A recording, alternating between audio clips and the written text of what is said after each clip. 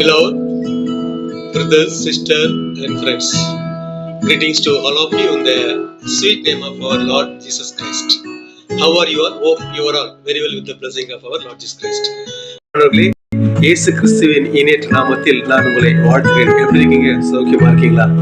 நாம் ஒவ்வொரு நாளும் நித்திரை அடைந்த பிறகு காலை எழுந்திருப்போம் என்ற நம்பிக்கை இல்லை. ஆனாலும் எழுந்திருக்கிறோமே இல்லையோ, காலை பொழுது விடியும் மறுநாள் உதயமாகும் என்று நம்புகிறோம் அல்லவா? அதே போலவே நேற்றைய இரவில் நாம் ஜெபத்தின் மூலமாக கேட்டவைகள் கிடைக்காவிட்டால் சோர்ந்து போகாமல் பொறுமையோடு இருந்து கர்த்தரின் பதிலுக்காக காத்திருக்க வேண்டும். ஏனென்றால் வேதம் சொல்லுகிறது, பிலிப்பியர் 4ஆம் அதிகாரம் 4வது வசனம். Philippians 4th chapter verses 4. Rejoice in the Lord. I say again, rejoice. Rejoice in the Lord always. I say again, rejoice.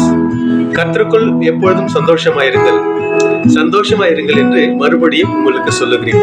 பிரியமானவர்களே, let me read another word of God written in the book of 1 Kings chapter 3 verses 5. 1 ராஜாக்கள் 3ஆம் அதிகாரம் 5வது வசனம். அங்கே God said, what do you want? Ask and I will give to you. நீ விரும்புகிறதை என்னிடத்தில் கேள், நான் தருகிறேன். கிறிஸ்துவுக்குள் பிரியமானவர்களே, ஒருவேளை கடவுள் நேரடியாக உங்களிடத்தில் வந்து உங்களுக்கு என்ன வேண்டும் என்று கேட்டால் நீங்கள் எதை கேட்பீர்கள்?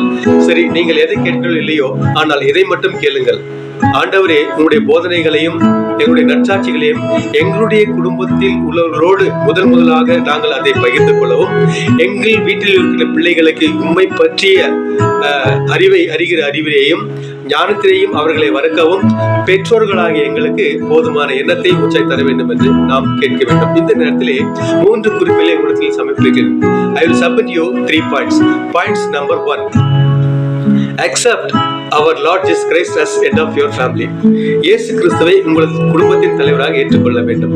Point number 2. இரண்டாவது குறிப்பு, start your ministry at home, especially for your children. கிறிஸ்துவின் போதனைகளையும் நற்சாட்சிகளையும் உங்கள் குடும்பத்திலிருந்து தொடருங்கள். குறிப்பாக உங்களுடைய பிள்ளைகளுக்கு நற்போதனையை தெரிவியுங்கள்.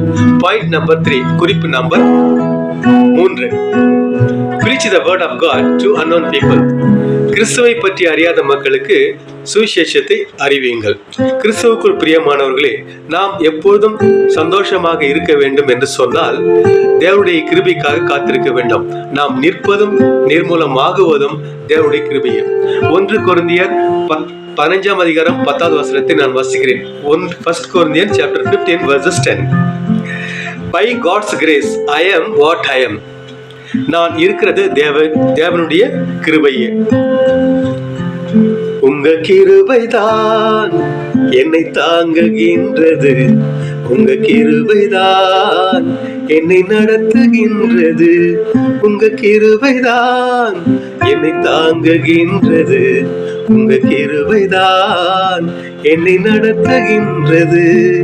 கிருபையே கிருபையே மாறாத நல்ல கிருபையே, கிருபையே கிருபையே மாறாத நல்ல கிருபையே. எங்களை நேசிக்கும் நல்ல ஆண்டவரே, இந்த அருமையான கால வேலைக்காக உண்மை துதிக்கிற ஸ்தோத்திரம் சுவாமி. கடந்த வாரம் முழுவதும் கடந்த மாதங்கள் மட்டுமாக எங்களை காப்பாற்றியவருக்காக உங்களுக்கு நன்றி செலுத்துகிறோம். எங்களுடைய வாழ்க்கையில் நீர் செய்த எல்லா நன்மைகளுக்கும் உங்களுக்கு நன்றி செலுத்துகிறோம்.